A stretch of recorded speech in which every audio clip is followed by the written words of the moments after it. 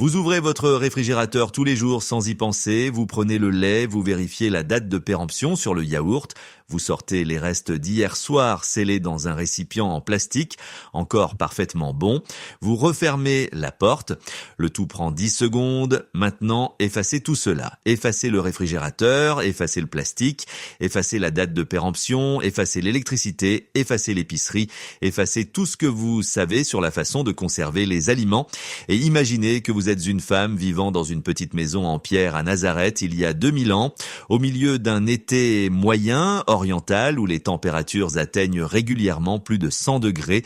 Vous n'avez pas de congélateur, pas de bocaux de conserve, pas de sous-vide, pas de conservateur, rien.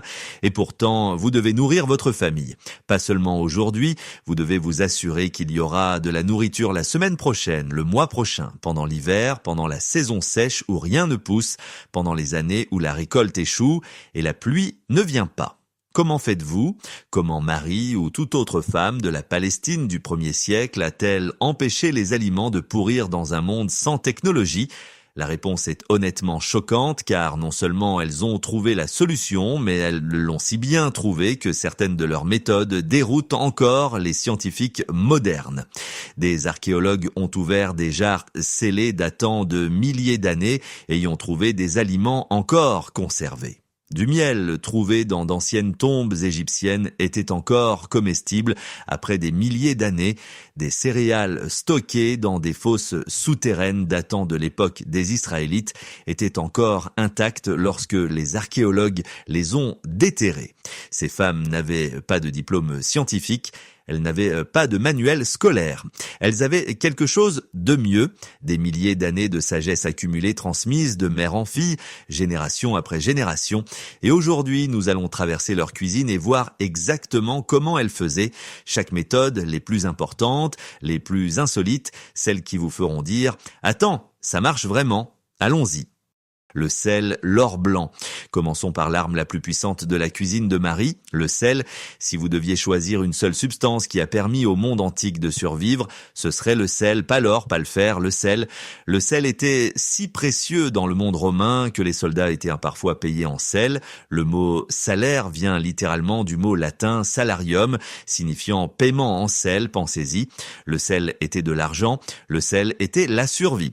Et voici pourquoi. Le sel tue les bactéries, il extrait l'humidité des aliments et sans humidité, les bactéries ne peuvent pas se développer, pas de bactéries, pas de pourriture. C'est aussi simple que cela et elles ont compris cela des milliers d'années avant que quiconque ne sache ce qu'était une bactérie. Dans la maison de Marie, le sel aurait été utilisé sur presque tout. Le poisson était la chose la plus couramment salée. Si vous viviez près de la mer de Galilée et Nazareth n'était pas loin, vous pouviez obtenir du poisson frais. Mettez du poisson frais dans une chaleur de 100 degrés sans réfrigérateur, il s'abîmerait en quelques heures. Alors, que faisait-elle? Elle vidait le poisson, l'ouvrait et le recouvrait de couches de gros sel. Elle le pressait couche après couche. Poisson, sel, dans des jarres en argile. Le sel extrayait l'eau de la chair. En quelques jours, le poisson était sec, ferme et conservé. Il pouvait durer des mois, voire un an. Depuis l'époque phénicienne, vers 1250 avant Jésus-Christ, la pratique standard pour conserver le poisson était de le vider, de le sécher et de le ranger en couches avec du sel. Les Romains fabriquaient même une sauce de poisson célèbre appelée garum, une pâte de poisson fermentée concentrée faite avec du sel qui était commercialisée dans tout l'Empire. C'était leur ketchup, leur sauce soja, leur sauce à tout faire. Et tout a commencé avec une femme qui mettait du poisson dans une jarre en argile avec des poignées de sel. Vous pouvez le faire aujourd'hui, tout de suite. Prenez un morceau de poisson, couvrez-le de sel et laissez-le. Il ne pourrira pas, il séchera et se conservera. La même méthode, le même résultat 2000 ans plus tard. Le séchage au soleil, laisser le four de Dieu faire le travail, c'est probablement la plus ancienne méthode de conservation des aliments dans l'histoire de l'humanité et la plus simple. Vous prenez l'aliment, vous le mettez au soleil, vous attendez. C'est tout. Des preuves montrent que les cultures du Moyen-Orient séchaient activement les aliments au soleil dès 12 000 avant Jésus-Christ, 12 000 ans avant le Christ. Cela signifie que les gens séchaient les aliments au soleil avant d'inventer l'écriture, avant de construire des villes, avant de fabriquer de la poterie. C'est l'une des premières choses que les humains ont jamais appris à faire. Et en Palestine du 1er siècle, c'était partout. Les figues étaient l'un des fruits les plus couramment séchés. Marie aurait cueilli des figues de l'arbre à la fin de l'été, douces, sucrées, dégoulinantes de jus, et les aurait étalées sur des pierres plates ou sur le toit de la maison. Le soleil brutal du Moyen-Orient faisait le reste. En quelques jours, les figues rétrécissaient, fonçaient et devenaient moelleuses et intensément sucrées. Toute l'humidité avait disparu et sans humidité, elles pouvaient durer des mois. La Bible mentionne constamment les figues séchées. Quand Abigail se précipita pour apporter de la nourriture à David et à ses hommes, elle apporta 200 gâteaux de figues pressés, un débella en hébreu. C'était un des figues qui avaient été séchées puis pressées ensemble en gâteaux plats et denses, portables, légers, pleins d'énergie, la barre énergétique du monde antique. Les raisins étaient séchés en raisins secs de la même manière. Les dattes étaient séchées et pressées en gâteaux. Les herbes étaient suspendues en bottes aux poutres du plafond et laissées à sécher à l'air chaud. Et la viande de fines lanières de chèvre ou d'agneau pouvait être coupée, légèrement salée et suspendue au soleil et au vent pour sécher. Cela devenait quelque chose comme du jerky, dur, moelleux, salé et conservé. Un berger pouvait le transporter dans son sac pendant des semaines. Le toit de la maison était essentiellement le déshydrateur de Marie, plat, exposé au soleil toute la journée avec une brise soufflant dessus.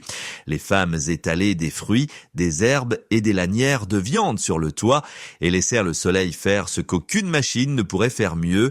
Vous pouvez le faire aussi. Si vous vivez dans un endroit chaud et sec, vous pouvez couper des fruits en tranches fines, les étaler sur une grille en plein soleil et en 2 ou 3 jours, vous aurez des fruits secs qui dureront des mois. Même méthode, même science, même résultat. La fosse souterraine, l'ancien réfrigérateur, celle-ci est fascinante et c'est celle qui surprend le plus les gens. Elles enterraient leur nourriture non pas dans une tombe, mais dans une fosse de stockage souterraine soigneusement creusée et scellée. Et cela fonctionnait comme un réfrigérateur, sans électricité, sans glace, sans rien d'autre que la terre elle-même. Voici la science. À quelques pieds sous la surface, la température du sol reste remarquablement constante, fraîche en été, plus chaude en hiver. Peu importe la chaleur extérieure, à 3 ou 4 pieds les lions de profondeur, la terre est naturellement fraîche. Les anciens l'ont compris et l'ont utilisé. Dans tout Israël, des archéologues qui ont mis au jour des conteneurs et des installations utilisées pour stocker des denrées essentielles et des produits alimentaires, y compris des fosses de stockage souterraines revêtues de pierre ou de plâtre. Ces fosses étaient scellées avec des pierres, de l'argile ou des matériaux organiques pour créer des micro-environnements qui ralentissaient la décomposition. Les céréales, blé et orge étaient les plus couramment stockées de cette manière. Scellées dans une fosse souterraine, les céréales pouvaient durer des années, littéralement des années. L'histoire de Joseph dans la Genèse en est l'exemple ultime. Il a stocké 7 ans de céréales pendant les années d'abondance pour survivre à 7 ans de famine. Ce n'était pas de la magie, c'était du stockage souterrain à grande échelle, mais ce n'était pas seulement des céréales, les légumes racines, les noix, les fruits secs et même les jarres scellés d'huile d'olive pouvaient être stockés sous terre. L'environnement frais, sombre et stable gardait tout frais bien plus longtemps que tout ce qui était laissé à l'air libre. Dans la maison de Marie ou dans n'importe quelle maison de Nazareth, il y aurait probablement eu une petite fosse creusée dans le sol ou juste à l'extérieur de la maison, revêtue de pierre, recouverte d'une pierre plate ou d'un seau d'argile. À l'intérieur des jarres de céréales, des lentilles séchées, peut-être des figues ou des dattes conservées, la police d'assurance de la famille contre la faim, et voici ce qui est fou. Vous pouvez le faire. Si vous avez un jardin, vous pouvez creuser un trou, le revêtir de pierre et y stocker des légumes racines pendant l'hiver. C'est ce qu'on appelle une cave à légumes. Les gens les utilisent encore aujourd'hui. Le même principe que Marie utilisait. L'huile d'olive, le bouclier liquide, celle-ci est brillante et la plupart des gens n'en ont jamais entendu parler. L'huile d'olive ne se conserve pas seulement elle-même, elle conserve d'autres choses car l'huile crée un joint hermétique. Lorsque vous submergez des aliments dans l'huile d'olive, vous coupez l'oxygène. Et sans oxygène, la plupart des bactéries ne peuvent pas survivre. L'huile d'olive était la sève de la société israélite antique. Elle était utilisée pour la cuisine, pour allumer les lampes, pour l'onction, pour la médecine et pour la conservation. Le fromage pouvait être submergé dans l'huile d'olive et conservé pendant des mois. Les herbes étaient tassées dans des bocaux et recouvertes d'huile, ce qui conservait les herbes et infusait l'huile de saveur. Les légumes secs pouvaient être stockés sous une couche d'huile. Même la viande cuite pouvait être scellée dans sa propre graisse ou dans l'huile d'olive, une méthode que les Romains utilisaient largement et que les Français ont ensuite perfectionnée sous forme de confit. Dans la cuisine de Marie, il y aurait eu des jarres en argile, ces mêmes jarres que vous voyez dans la vignette, ces récipients en argile ronds, lourds et magnifiques, remplis d'huile d'olive. Et à l'intérieur de cette huile rangée et parfaitement conservée se trouverait du fromage, des herbes, peut-être de l'ail, peut-être des poivrons séchés. L'huile agissait comme un bouclier liquide. Rien ne pouvait entrer, rien ne pouvait sortir. La nourriture restait là, suspendue dans l'huile dorée, parfaitement sûre. Vous pouvez le faire dès maintenant. Prenez un bocal, mettez-y des herbes fraîches. Couvrez-les complètement d'huile d'olive, scellez-le. Ces herbes dureront des mois. L'huile aura un goût incroyable et vous utiliserez exactement la même méthode que les femmes de Nazareth il y a 2000 ans. Le miel, le conservateur éternel, c'est celui que les archéologues ne peuvent véritablement pas expliquer entièrement. Le miel ne se gâte jamais, jamais. Des archéologues ont trouvé des pots de miel dans d'anciennes tombes égyptiennes, encore comestibles après des milliers d'années. Pas des centaines, des milliers, 3000 ans, encore bon, encore sucré, encore parfaitement sûr à consommer. Comment est-ce possible? Le miel est naturellement antibactérien. Il a une teneur en humidité extrêmement faible, si faible que les bactéries ne peuvent littéralement pas y survivre. Il produit également de minuscules quantités de peroxyde d'hydrogène qui tue les micro-organismes et son pH est suffisamment acide pour créer un environnement hostile à presque tout ce qui provoque la décomposition. Dans le monde antique, le miel était utilisé pour conserver les fruits, les noix et même la viande. Vous pouviez prendre des fruits frais, figues, dattes, tranches de grenade et les immerger dans du miel. Ils dureraient indéfiniment. Le miel les scellait de l'air, tuait toutes les bactéries sans surface et les maintenait dans un état de conservation presque parfait. La Bible décrit la terre promise comme une terre ruisselante de lait et de miel. Les chercheurs pensent que ce miel n'était probablement pas du miel d'abeille, mais du sirop de dattes, le silan, qui était fabriqué en faisant bouillir des dattes pour obtenir un sirop épais et sucré. Ce miel de dattes avait des propriétés de conservation similaires et était utilisé de la même manière pour enrober et conserver les fruits et autres aliments. Dans la maison de Marie, le miel ou le sirop de dattes aurait été l'une des substances les plus précieuses de la cuisine, non seulement pour sucrer les aliments, mais aussi pour les conserver. Et vous pouvez le faire. Prenez un bocal de miel cru, mettez-y des noix ou des amandes, scellez-le, revenez dans 1 an. Ils seront parfaitement bien, revenez dans 10 ans, toujours bien, revenez dans 1000 ans, et si le bocal est scellé, ils seront probablement encore bien. Ce n'est pas une exagération, c'est ce que l'archéologie nous dit. La fermentation, la pourriture contrôlée, celle-ci semble dégoûtante au début, mais restez avec moi car c'est génial. La fermentation est essentiellement une décomposition contrôlée. Vous prenez des aliments, vous laissez des bactéries ou des levures spécifiques se développer dessus. Non, elle est bonne et ces organismes transforment l'aliment en quelque chose qui ne se gâtera pas. Elles produisent des acides ou de l'alcool qui tuent les mauvaises bactéries et conservent les aliments. La fermentation en tant que méthode de conservation des aliments remonte à environ 10 000 avant Jésus-Christ. C'est l'une des plus anciennes technologies de l'histoire de l'humanité. Et en Palestine du 1er siècle, elle était partout. Le vin est du jus de raisin fermenté, l'alcool le conserve. Le vinaigre est du vin qui a fermenté davantage et le vinaigre lui-même devient un puissant conservateur. Le yaourt et le fromage sont du lait fermenté. L'acide lactique produit par les bactéries conserve les produits laitiers et les fait durer bien plus longtemps que le lait frais ne le pourrait jamais. Jésus lui-même a fait référence à la fermentation. Il a parlé du vin nouveau qui faisait éclater les vieilles outres, car le processus de fermentation produit du gaz et les vieilles outres cassantes ne pouvaient pas supporter la pression. Il savait comment cela fonctionnait. Tout le monde le savait. Cela faisait partie de la vie quotidienne. Dans la maison de Marie, le lait de la chèvre familiale aurait été transformé en yaourt ou en en un fromage frais appelé labné presque immédiatement, car le lait frais, par cette chaleur, se gâterait en quelques heures. Le processus de fermentation était le seul moyen de faire durer les produits laitiers. Les légumes pouvaient aussi être fermentés. Concombres, choux, navets, emballés dans de la saumure salée et laissés à fermenter pendant des jours ou des semaines. Le sel encourageait la croissance des bactéries lactobacilles, les mêmes bactéries que dans le yaourt moderne qui produisait de l'acide lactique et conservait les légumes. C'est exactement ainsi que sont fabriqués aujourd'hui les cornichons, la choucroute et le kimchi. L'ancienne tradition juive du marinage a des siècles. Les cornichons fermentés n'ont besoin que de sel, de saumure et de temps, c'est tout. Pas de vinaigre, pas d'équipement spécial, juste du sel, de l'eau, des légumes et de la patience. Vous pouvez le faire ce soir, prenez un concombre, tranchez-le, mettez-le dans un bocal avec de l'eau et du sel, laissez-le sur votre comptoir pendant 3 à 5 jours. Vous aurez un cornichon fermenté, le même type de cornichon que Marie aurait pu servir avec du pain et de l'huile d'olive il y a 2000 ans. Le fumage, le manteau invisible, la fumée fait 2 choses aux aliments, elle les dessèche, éliminant l'humidité dont les bactéries ont besoin, et elle dépose des composés chimiques à la surface, des composés antimicrobiens qui agissent comme une couche protectrice invisible. Dans l'ancien Proche-Orient, le fumage était couramment utilisé pour la viande et le poisson.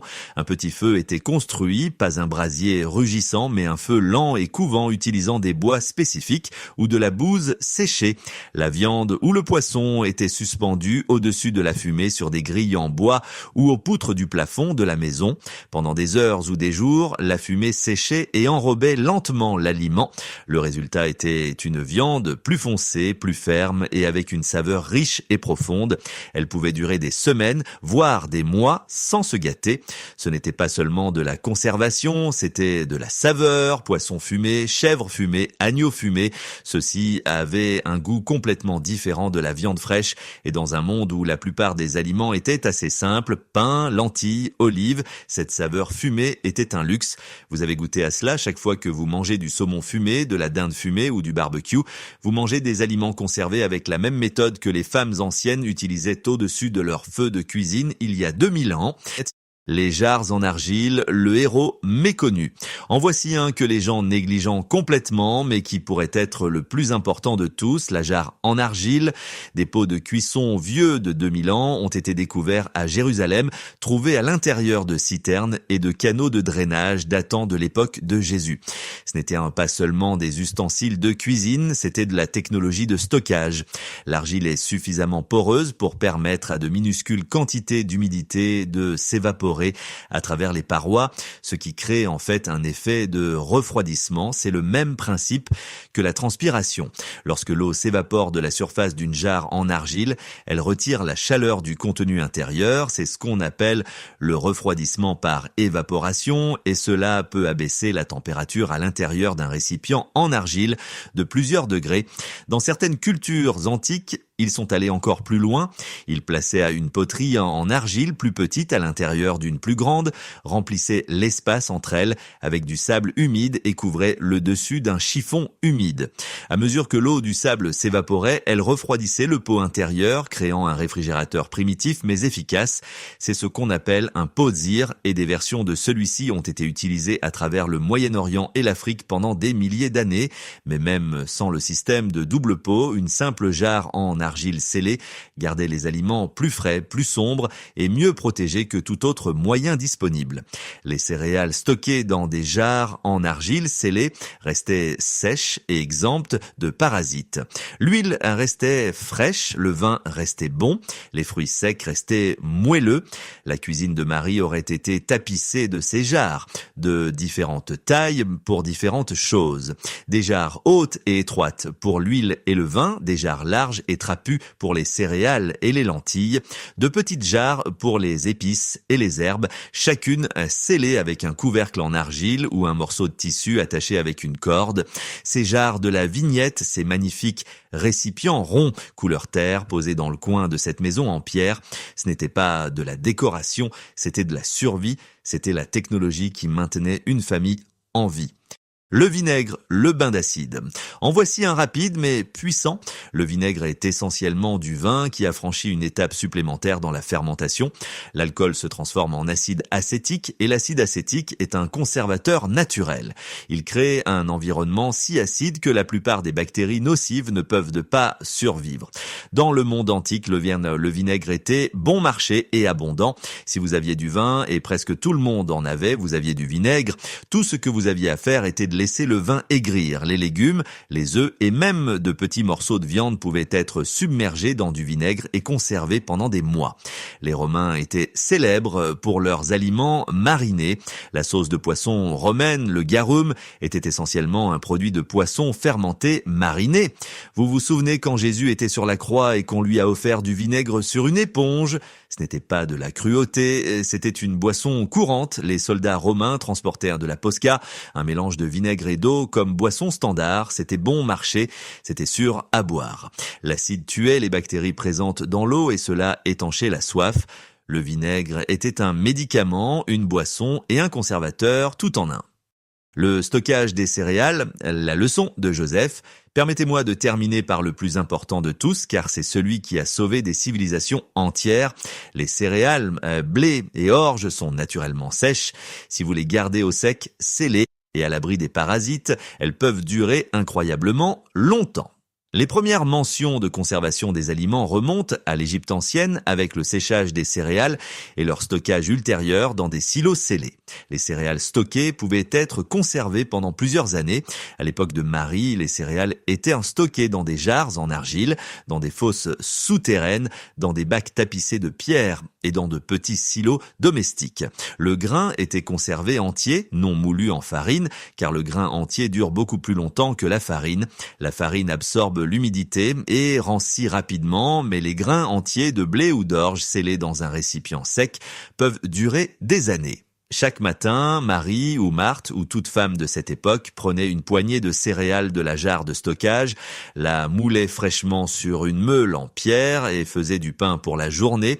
Elle ne moulait pas la farine pour une semaine à l'avance, elle la moulait fraîchement chaque jour parce qu'elle savait, même sans comprendre la chimie, que le grain fraîchement moulu faisait un meilleur pain et durait plus longtemps. L'histoire de Joseph stockant des céréales pendant 7 ans n'était pas seulement une histoire de miracle, c'était une leçon pratique. Stockez quand vous avez en abondance, scellez-le correctement, gardez-le au sec et vous survivrez lorsque la famine viendra. Maintenant, prenez du recul et examinez tout cela ensemble. Le sel, le séchage au soleil, les fosses souterraines, l'huile d'olive, le miel, la fermentation, le fumage, les jarres en argile, le vinaigre, le stockage des céréales. 10 méthodes. Pas d'électricité, pas de plastique, pas de produits chimiques, pas de machine, juste la connaissance, juste la sagesse, juste des milliers d'années de femmes observant, apprenant, expérimentant et transmettant ce qui fonctionnait. Et voici ce qui devrait vraiment vous frapper. Chacune de ces méthodes fonctionne encore aujourd'hui. En ce moment même, dans votre cuisine, avec des choses que vous avez probablement déjà. Vous pouvez saler du poisson, vous pouvez sécher des fruits au soleil, vous pouvez faire fermenter des légumes, vous pouvez conserver des herbes dans l'huile d'olive, vous pouvez conserver des noix et du miel, vous pouvez fumer de la viande sur un feu de bois, vous pouvez stocker des céréales dans des récipients scellés. Vous n'avez pas besoin de réfrigérateur, vous n'avez pas besoin d'électricité, vous n'avez besoin de rien de ce que Marie n'avait pas. La technologie n'a jamais été l'essentiel, la connaissance était l'essentiel et cette connaissance transmise de mère en fille pendant des milliers d'années, chuchotée au-dessus des feux de cuisine, des meules et des jarres en argile. Cette connaissance est toujours vivante. Elle est toujours là, elle fonctionne toujours et maintenant vous l'avez aussi. Si cela vous a ouvert les yeux sur l'incroyable sagesse cachée dans la vie quotidienne de la Bible, le génie de femmes comme Marie qui ont maintenu leurs familles en vie avec rien d'autre que du sel, le soleil et l'argile, partagez ceci avec quelqu'un qui a besoin de l'entendre. Si cette histoire a changé votre façon de voir les outils simples de votre cuisine, veuillez vous abonner et aimer la chaîne. Nous mettons au jour l'histoire qu'ils ont essayé d'enterrer, planter les graines de l'avenir, le prochain trésor sera bientôt révélé.